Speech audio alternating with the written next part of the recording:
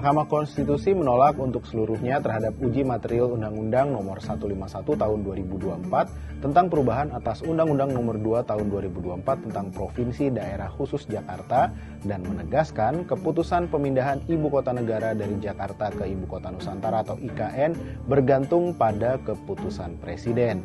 Selama keputusan Presiden belum ditetapkan, Ibu Kota Negara tetap berkedudukan di Jakarta. Lantas, bagaimana kelanjutan pembangunan IKN usai adanya putusan MK ini?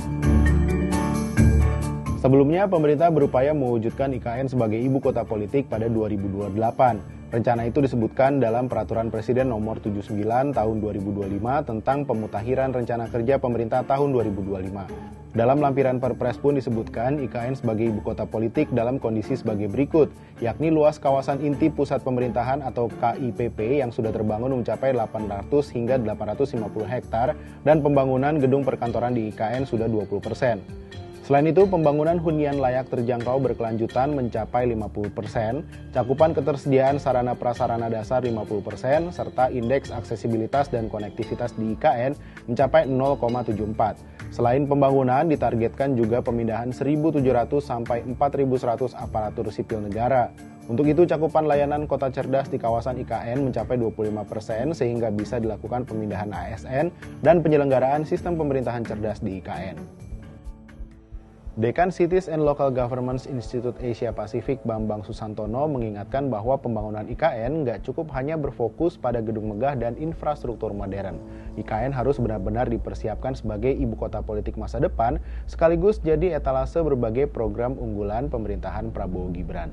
Bambang menegaskan membangun sebuah kota sejatinya juga berarti membangun masyarakat di dalamnya. Karena itu, IKN diharapkan bukan hanya menunjukkan kemajuan fisik, tapi juga menghadirkan kehidupan sosial yang maju, harmonis, dan mampu meningkatkan kualitas hidup masyarakat setempat.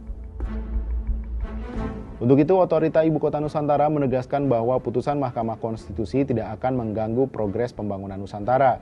Staf khusus Kepala Otorita IKN Bidang Komunikasi Publik, Troy Harold Pantau, mengatakan pihaknya menghormati seluruh proses konstitusional di MK sebagai bagian dari mekanisme demokrasi dan negara hukum di Indonesia. Troy mengklaim pembangunan infrastruktur dasar, kawasan pemerintahan, ekosistem bisnis, hingga layanan publik di IKN terus menunjukkan progres yang positif dan konsisten. Menurutnya, putusan MK justru memperjelas bahwa pemindahan ibu kota dari Jakarta ke Nusantara akan berlaku efektif setelah diterbitkannya keputusan Presiden sesuai aturan perundang-undangan. Memasuki tahap kedua pembangunan, Otorita IKN kini memprioritaskan pembangunan kompleks sarana dan prasarana lembaga legislatif serta yudikatif di kawasan inti pusat pemerintahan. Otorita IKN menyebut proyek gedung lembaga tinggi negara itu saat ini sudah mulai masuk ke fase awal konstruksi. Pemerintah berharap seluruh pemangku kepentingan dapat bersama-sama mendukung proses transisi pusat pemerintahan baru agar pembangunan IKN berjalan lancar tanpa hambatan teknis maupun administratif. Otorita IKN menilai kesinambungan pembangunan sangat penting untuk mendukung proses perpindahan pusat pemerintahan yang dilakukan secara bertahap sesuai agenda nasional yang telah ditetapkan pemerintah.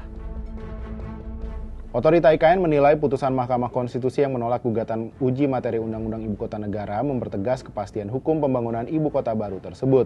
Pembangunan IKN disebut tetap berjalan sesuai tahapan yang telah ditetapkan pemerintah. Sementara itu, Komisi 2 DPR mengingatkan pemerintah agar tidak menjadikan putusan MK sebagai alasan menunda pembangunan atau pemanfaatan IKN. Infrastruktur yang telah dibangun diminta segera digunakan agar tidak terbengkalai. IKN dinilai memiliki potensi besar menjadi pusat pemerintahan modern berbasis lingkungan, sekaligus pusat transisi energi, ketahanan pangan, dan pengelolaan sumber daya alam berkelanjutan. Karena itu, pembangunan IKN diharapkan dipandang sebagai investasi jangka panjang bagi masa depan Indonesia, dengan proses transisi yang tetap berjalan secara konstitusional, realistis, efisien, serta menjaga stabilitas nasional dan kepentingan rakyat.